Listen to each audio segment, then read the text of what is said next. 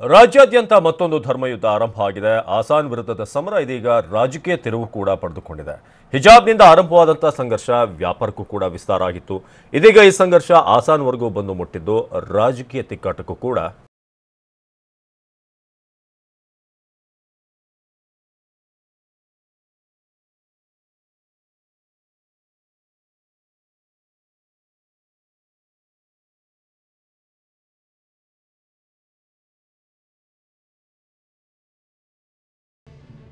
ರಾಜ್ಯಾದ್ಯಂತ ಮತ್ತೊಂದು ಧರ್ಮಯುದ್ಧ ಆರಂಭವಾಗಿದೆ.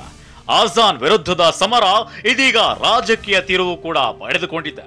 ಹಿಜಾಬ್ನಿಂದ ಆರಂಭವಾದ ಸಂಘರ್ಷ ವ್ಯಾಪಾರಕ್ಕೂ ವಿಸ್ತರಿಸಿತ್ತು.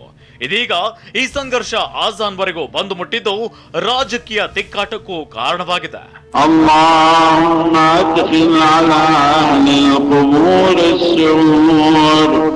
ಓದಂತ ವಿದ್ಯಾರ್ಥಿಗಳಿಗೆ ಬೆಳಿಗ್ಗೆ ಸಂಜೆ ತುಂಬಾ ತೊಂದರೆ ಆಗ್ತಾ ಇದೆ.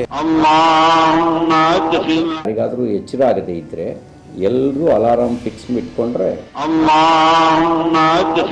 ಈಗ 75 ವರ್ಷ ಆದ್ಮೇಲೆ ನಿಮಗೆ ಡಿಸ್ಟರ್ಬೆನ್ಸ್ ಶುರುವಾಯ್ತಾ? ಬೆಂಗಳೂರಿನಲ್ಲಿ ಆಸಾನ್ ಜ್ವಾಲಾಮುಖಿ ಸ್ಫೋಟ. ಮಸೀದಿಗಳ ಮೇಲಿನ ಮೈಕೆ ಬೀಳ್ತಾ ಬ್ರೇಕ್.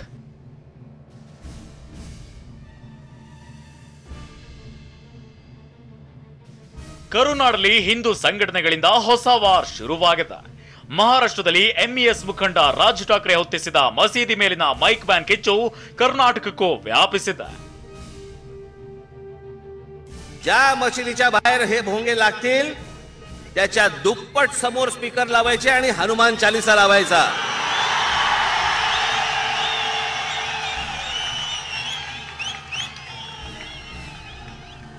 प्रार्थनेला माझा विरोध नाही, पण या मशिदींवरती लागलेले भोंगे हे खाली उतरवावेच लागतील. या सरकारला हा निर्णय घ्यावाच लागेल.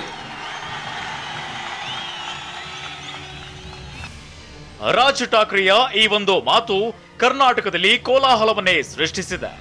ರಾಜ್ ಠಾಕ್ರೆ ಮಾತನ್ನ ಸ್ವಾಗತಿಸಿರೋ ಶ್ರೀರಾಮ ಸೇನೆ ರಾಜ್ಯದಲ್ಲೂ ಮಸೀದಿಗಳ ಮೇಲಿನ ಧ್ವನಿವರ್ಧಕ ಬ್ಯಾನ್ ಮಾಡಬೇಕು ಅನ್ನೋ ರಣಕಹಳೆ ಮೊಳಗಿಸಿದೆ. ಮಹಾರಾಷ್ಟ್ರದಲ್ಲಿನ ಮಸೀದಿಗಳ ಮೇಲಿನ ಧ್ವನಿವರ್ಧಕಗಳಿಂದ ಸಾರ್ವಜನಿಕರಿಗೆ ಆಗುವಂತಹ ಕಿರಿಕಿರಿಯನ್ನ ಉದ್ದೇಶಿಸಿ ಅಲ್ಲಿಯ ಸರ್ಕಾರಕ್ಕೆ ಸ್ಪಷ್ಟವಾದಂತಹ ಸಂದೇಶವನ್ನ ರವಾನೆ ಮಾಡಿದ್ದಾರೆ. ಇದು ಅತ್ಯಂತ ಸ್ವಾಗತಾರ್ಹ. ಕರ್ನಾಟಕದ ಶ್ರೀರಾಮ ಸೇನೆ ಘಟಕ ರಾಜ್ ಠಾಕ್ರೆ ಅವರನ್ನ ನಾವು ಬೆಂಬಲಿಸ್ತಾ ಇದ್ದೇವೆ. ಆಸಾನ್ಗೆ ಕೌಂಟರ್ ಪ್ಲಾನ್ ಕೊಟ್ಟಿರೋ ಶ್ರೀರಾಮ ಸೇನೆ ಮಸೀದಿಗಳಲ್ಲಿ ಅಲ್ಲಾಹು ಅಕ್ಬರ್ ಅಂದ್ರೆ ನಮ್ಮ ದೇವಸ್ಥಾನಗಳಲ್ಲಿ ರಾಮ ಭಜನೆ, ಶಿವನಾಮ, ಓಂಕಾರಗಳನ್ನ ಹಾಕ್ತೀವಿ ಅನ್ನೋ ಖಡಕ್ ವಾರ್ನಿಂಗ್ ಕೊಟ್ಟಿವೆ. ನಾವು ಕೂಡ 5 ಗಂಟೆಗೆ ಎಲ್ಲಾ ದೇವಸ್ಥಾನಗಳಲ್ಲಿ ಎಲ್ಲಾ ಮಠಗಳಲ್ಲಿ ಮೈಕ ಹಾಕಿ ನಾವು ಕೂಡ ನಮ್ಮ ಪ್ರಾರ್ಥನೆಯನ್ನ, ರಾಮ ಭಜನೆಯನ್ನ, ಈಶ್ವರನ ಭಜನೆಯನ್ನ, ಓಂಕಾರವನ್ನ ಹಾಕ್ತೀವಿ ಅಂತನ್ನುವಂಥದ್ದು ನಾನು ಸ್ಪಷ್ಟವಾಗಿ ಹೇಳ್ತಾ ಇದ್ದೀನಿ. ಅವರಿಗೊಂದು ನ್ಯಾಯ, ನಮಗೊಂದು ನ್ಯಾಯ ಬೇಡ. ನಿಲ್ಲಿಸೋದಾದ್ರೆ ಎಲ್ಲವನ್ನ ನಿಲ್ಲಿಸಿ ಅಂತ ಮುತಾಲೆ ಗುಡುಗಿದ್ದಾರೆ. ಹೋಗು, ಸುಪ್ರೀಂ ಕೋರ್ಟಿನ ಆರ್ಡರ್ ಸಂಬಂಧಪಟ್ಟಾಗಿ ಮಾತುಕತೆ ಏನ್ ಮಾಡೋದಿದೆ ಅದನ್ನು ಪಾಲಿಸುವಂತದ್ದಷ್ಟೇ. ನಾನಾದ್ರೂ ಆ ಸುಪ್ರೀಂ ಕೋರ್ಟ್ ನಲ್ಲಿ ಬರೀ ಮಸೀದಿ ಅಷ್ಟೇ ಅಲ್ಲ, ಚರ್ಚು ಇದೆ, ಮಂದಿರನೂ ಇದೆ. ಸೊ ಮಂದಿರದಲ್ಲಿ ಇರುವಂತಹದ್ದು ಕೂಡ ನಿಲ್ಲಿಸಬೇಕು, ಇದನ್ನ ಮಾಡಬೇಕು ಅನ್ನುವಂಥದ್ದು. ಇದರಲ್ಲಿ ಮಾತುಕತೆ ಮಾಡುವಂತದ್ದು ಏನೂ ಇಲ್ಲ, ಇದರಲ್ಲಿ ಪಾಲಿಸ್ಬೇಕಷ್ಟೇ. ಸೊ ಪಾಲಿಸುವಂತ ಪ್ರಕ್ರಿಯೆ ಆಗ್ಬಿಟ್ರೆ ಇದು ಶಾಂತಿ ಆಗೇ ಬಿಡುತ್ತೆ.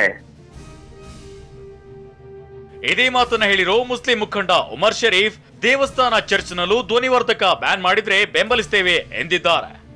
ಮಂದಿರದ ಆಚೆ ಲೌಡ್ ಸ್ಪೀಕರ್ ಬೇಡ, ಮಸೀದಿ ಆಚೆ ಲೌಡ್ ಸ್ಪೀಕರ್ ಬೇಡ, ಚರ್ಚ್ ಆಚೆ ಲೌಡ್ ಸ್ಪೀಕರ್ ಬೇಡ, ರೋಡ್ ನಲ್ಲಿ ಮಧ್ಯ ಬ್ಲಾಕ್ ಮಾಡ್ಕೊಂಡು ಪ್ರೊಸೆಷನ್ ಅಲ್ಲಿ ಲೌಡ್ ಸ್ಪೀಕರ್ ಬೇಡ ಅಂತ ಹೇಳಿದ್ರೆ ನಾನು ಅದಕ್ಕೆ ಬೆಂಬಲ ಕೊಡ್ತೀನಿ. ಆಸಾನ್ ವಿಚಾರದಲ್ಲೂ ಶುರುವಾಯ್ತು ಪಾಲಿಟಿಕ್ಸ್. ಕರ್ನಾಟಕದಲ್ಲಿ ಬಿಜೆಪಿ ಸರ್ವನಾಶವಾಗುತ್ತೆ ಎಂದ ಎಚ್ಡಿಕೆ.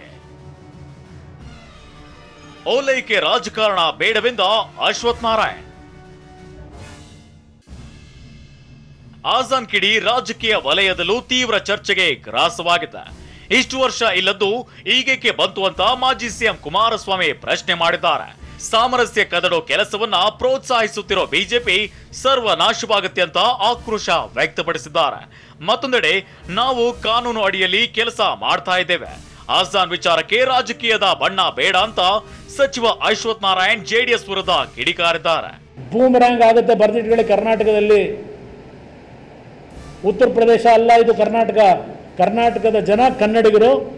ಯಾವ ಕುವೆಂಪು ಅವರ ಸರ್ವ ಜನಾಂಗದ ಶಾಂತಿಯ ತೋಟ ಇದೆ, ಇದನ್ನು ನೀವು ಹಾಳು ಮಾಡಲಿಕ್ಕೆ ಹೊರಟ್ರೆ ಕರ್ನಾಟಕದಿಂದಲೇ ಬಿಜೆಪಿಯ ಸರ್ವನಾಶ.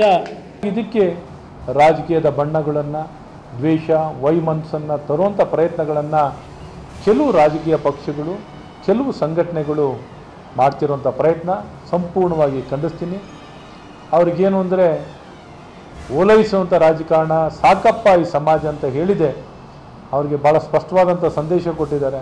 ಆದರೂ ಸಹ ಮರಳಿ ಪ್ರಯತ್ನಗಳನ್ನು ಎಲ್ಲೋ ಒಂದು ಕಡೆ ಮಾಡುವಂಥ ಪ್ರಯತ್ನಗಳನ್ನು, ಎಲ್ಲೋ ಒಂದು ಕಡೆ ಬೆರಳು ತೋರಿಸುವಂಥದ್ದು, ಇನ್ನೊಂದು ಆಪಾದನೆಯನ್ನು ಮಾಡುವಂಥ ಪ್ರಯತ್ನಗಳನ್ನು ಮಾಡ್ತಿರುವಂಥದ್ದಿದೆ. ಮತ್ತೊಂದೆಡೆ ಮುಸ್ಲಿಮರನ್ನ ಒಪ್ಪಿಸಿ ಆಸಾನ್ ನಿಲ್ಲಿಸೋಣ, ಭಾರಿ ಶಬ್ದದಿಂದ ಮಕ್ಕಳ ವಿದ್ಯಾಭ್ಯಾಸಕ್ಕೆ ತೊಂದರೆ ಆಗುತ್ತೆಂದು ಸಚಿವ ಈಶ್ವರಪ್ಪ ಜಾಣ್ಮೆಯ ಉತ್ತರ ನೀಡಿದ್ದಾರೆ. ಇದು ಸ್ವಾಭಾವಿಕವಾಗಿ ಮುಸಲ್ಮಾನ್ ಸಮಾಜದವ್ರಿಗೂ ಕೂಡ ಒಪ್ಪಿಸಿ ಮಾಡಬೇಕು. ಯಾಕೆಂತಂದರೆ ವಿದ್ಯಾರ್ಥಿಗಳಿಗೆ, ಓದಂಥ ವಿದ್ಯಾರ್ಥಿಗಳಿಗೆ ಬೆಳಿಗ್ಗೆ ಸಂಜೆ ತುಂಬ ತೊಂದರೆ ಆಗ್ತಾ ಇದೆ ಅನ್ನೋಂಥ ಅಂಶ ಭಾಳ ದಿನದಿಂದನೂ ನಾವು ಕೇಳ್ತಾ ಇದ್ದೀವಿ. ಈ ರೀತಿ ಸಂಘರ್ಷ ಆಗೋದಕ್ಕಿಂತನೂ ಯಾರು ಮುಸಲ್ಮಾನ್ ನಾಯಕರುಗಳು ಅಂತಿದ್ದಾರೆ, ಅವ್ರ ಮುಲ್ಲಾಗಳು ಇರ್ಬೋದು, ಯಾರು ಇರ್ಬೋದು, ಅವರೇ ಇದ್ರ ಬಗ್ಗೆ ಯೋಚನೆ ಮಾಡಿ ಅವರ ಮಸೀದಿಗಳ ಒಳಗಡೆನೇ ಇದನ್ನು ಹೇಗೆ ಚರ್ಚ್ಗಳಲ್ಲಿ, ದೇವಸ್ಥಾನದಲ್ಲಿ ಪೂಜೆಗಳು ನಡೆಯುತ್ತೋ ಅದೇ ರೀತಿ ಬೇರೆಯವರಿಗೆ ತೊಂದರೆ ಆಗದೇ ಇರೋ ರೀತಿ ಧ್ವನಿವರ್ಧಕಗಳನ್ನು ಮಸೀದಿ ಒಳಗಡೆನೇ ಮಾಡ್ಕೊಳ್ಳೋದು ಸೂಕ್ತ ಅಂತ ನನ್ನ ವೈಯಕ್ತಿಕ ಅಭಿಪ್ರಾಯ. ಒಟ್ನಲ್ಲಿ ಇಂದಿನಿಂದಲೇ ದೇವಸ್ಥಾನಗಳಲ್ಲಿ ಮೈಕ್ ಮಹಾಯುದ್ಧ ಪಾಂಚಜನ್ಯ ಮೊಳಗಲಿದ್ದು, ಈ ಹೋರಾಟ ಯಾವ ಹಂತಕ್ಕೆ ಹೋಗಿ ನಿಲ್ಲುತ್ತೆ ಅನ್ನೋದನ್ನ ಕಾದು ನೋಡಬೇಕಿದೆ. Bureau report, TV9.